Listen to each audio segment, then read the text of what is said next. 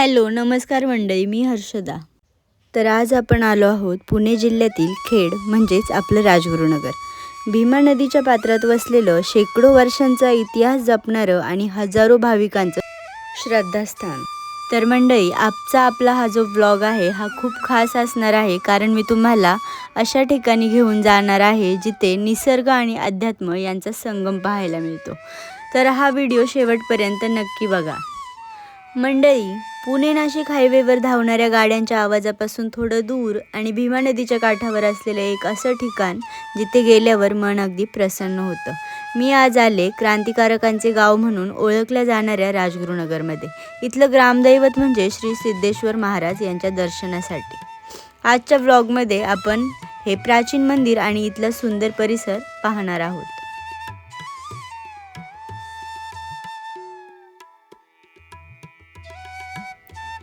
हे मंदिर अतिशय प्राचीन असून त्याचे बांधकाम यादवकालीन म्हणजेच हेमाडपंथी असल्याचे मानले जाते. काळ्या पाषाणात बांधलेले हे मंदिर आजही भक्कम स्थितीमध्ये आहे.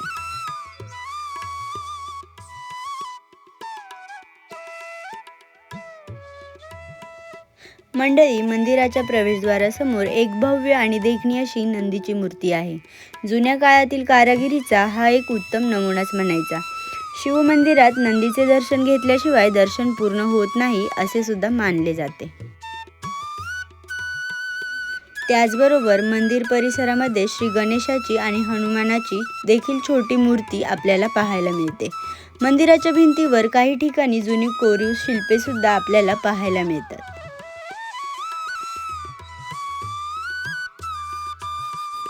या मंदिर परिसरामध्ये तुम्हाला भरपूर उपमंदिरे आणि शिवलिंगे सुद्धा पाहायला मिळतील.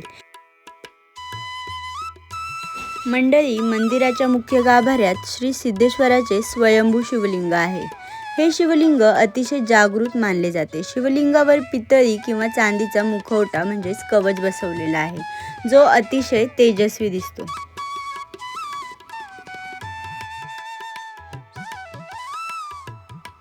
मंडळी, तुम्ही जर इथल्या शिवलिंगाकडे नीट पाहिलं तर तुम्हाला त्यातून मिळणारी सकारात्मक ऊर्जा नक्कीच जाणवेल. हे मंदिर दगडी पाषाणात बांधलेलं असल्यामुळे उन्हाळ्यातही गाभारा अतिशय थंड राहतो. येथील नंदीची मूर्ती आणि त्याचं कोरीव काम हे आपल्या पूर्वजांच्या कौशल्याची साक्ष देतं.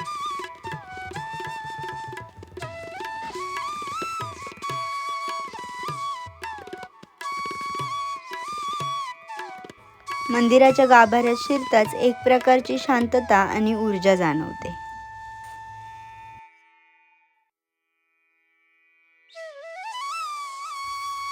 श्रावण महिन्यामध्ये प्रत्येक श्रावणी सोमवारी मंदिरामध्ये विशेष पूजा आणि अभिषेक केला जातो. संपूर्ण श्रावण महिना येथे भक्तांची मोठ्या प्रमाणात गर्दी पाहायला मिळते. तर मंडळी, तुम्हा सर्वांना माहीत आहेच, थोर क्रांतिकारक हुतात्मा शिवराम हरी राजगुरू यांचे घर मंदिराच्या अगदी मागे काही अंतरावर आहे. ते लहान असताना या मंदिरात दर्शनाला येत असत. ज्या भूमीत शिवबाचे मावळे आणि राजगुरूंसारखे क्रांतिकारक घडले, त्याच भूमीच्या संस्काराचे केंद्र म्हणजे सिद्धेश्वर मंदिर.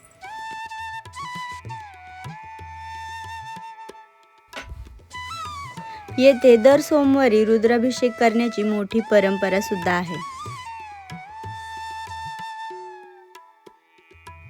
मंडळी, तुम्हाला माहीत आहे का, मंदिराचे गर्भगृह हे जमिनीच्या पातळीपेक्षा थोडे खाली आहे. यामुळे शिवलिंगापाशी जाताना आपल्याला खाली वाकून आतमध्ये प्रवेश करावा लागतो.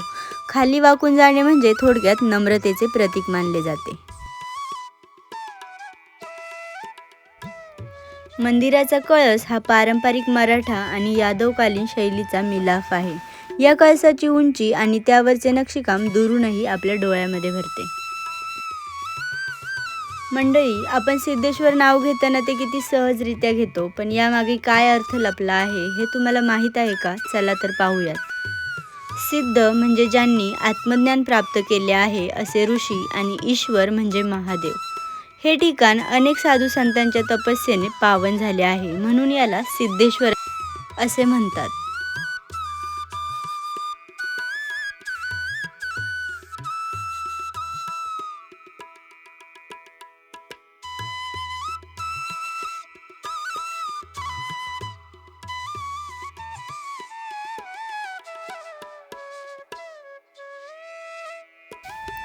मंडळी, तुम्हाला माहीत आहे का, सिद्धेश्वर मंदिराच्या समोरच सिद्धेश्वर कुंड सुद्धा आहे.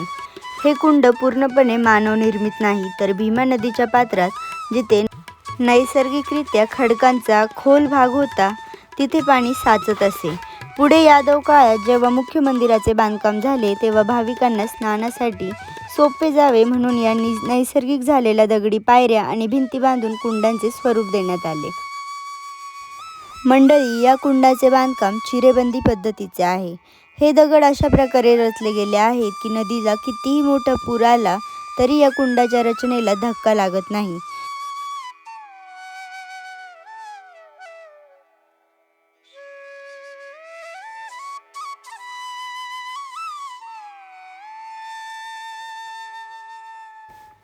मंडळी, राजगुरुनगरकरांची ओळख फक्त एक शहर म्हणून नाही, तर अशा पवित्र स्थानांमुळे आणि थोर क्रांतिकारकांच्या इतिहासामुळे आहे.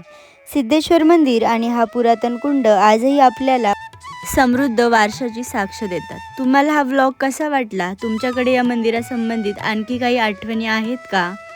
किंवा माहिती असेल तर खाली कमेंटमध्ये सांगायला विसरू नका.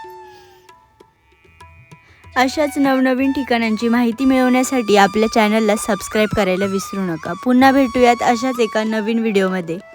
थँक्यू.